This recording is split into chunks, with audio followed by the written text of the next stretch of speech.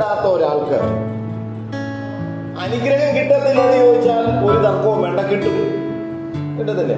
കിട്ടും. അതെന്താണ് അങ്ങനെ കിട്ടുന്ന അനുഗ്രഹം? ഞാൻ പറയാം, എന്റെ അവകാശം കൊടുക്കണമെങ്കിൽ എന്റെ അവകാശം കൊടുക്കുന്നത് എന്നിൽ നിന്ന് ജനിച്ച എന്റെ മക്കൾക്കാണ്. മക്കൾക്ക്. സ്വന്തം. അവൻ മനസ്സിലായോ?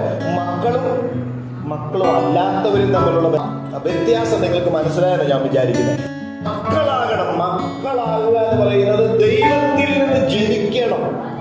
ദൈവത്തിൽ നിന്ന് എങ്ങനെയൊക്കെ ജനിക്കണം? വെള്ളത്താലും ജനിക്കണം, ആത്മാവിനാലും ജനിക്കണം, വചനത്താലും ജനിക്കണം. 3 തരത്തിലാണ് ജനനം ഉള്ളത്. എങ്ങനെ ജനിക്കണം? ഒന്ന്, വചനത്താൽ ജനിക്കണം. അതിന് വീണ്ടും ജനനം, ബോൺ അഗൈൻ എന്ന് പറയും, അല്ലെ? രണ്ടാമത്തേത് വെള്ളത്താൽ ജനിക്കണം, അതിന് സ്നാനം എന്ന് പറയും, അല്ലെ?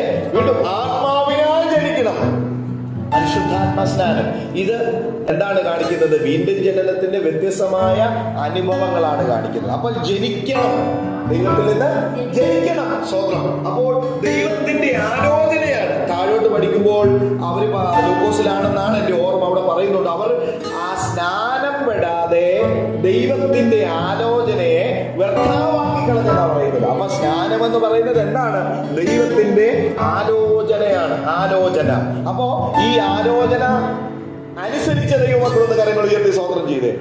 ഇനി എത്രയും പെട്ടെന്ന് ദൈവാലോചന എന്തോ ചെയ്തോണം, അനുസരിച്ചോണം. അതിന്റെ അർത്ഥം ദൈവത്തിന്റെ അവകാശമാണ് നിങ്ങൾക്ക് ലഭിക്കാൻ പോകുന്നത്. ഞാൻ മനസ്സിലാക്കുന്നത് ദൈവത്തിന്റെ അവകാശം എന്ന് പറയുന്നത് കുറച്ച് പൈസയും കുറച്ച് വീടും കുറച്ച് സമ്പത്തൊന്നും അല്ല. ദൈവത്തിന്റെ അവകാശം എന്ന് പറയുന്നത് എന്താണെന്ന് അറിയാമോ? ദൈവം നൽകുന്ന അവകാശം എന്ന് പറയാമോ? എന്താ ദൈവം നമുക്ക് നൽകുന്ന അവകാശം? ദൈവം നമുക്ക് നൽകുന്ന അവകാശം എന്ന് പറയുന്നത് നിത്യതയാണ്. ദൈവരാജ്യം. ദൈവം നമുക്ക് നൽകുന്ന അവകാശം എന്ന് പറയുന്നത് ഞാൻ ഇരിക്കുന്നിടത്ത് നിങ്ങളും ഇരിക്കുമെന്നുള്ളതാണ്. അത് ഈ ലോകവുമായിട്ട് ബന്ധപ്പെട്ട കാര്യമല്ല.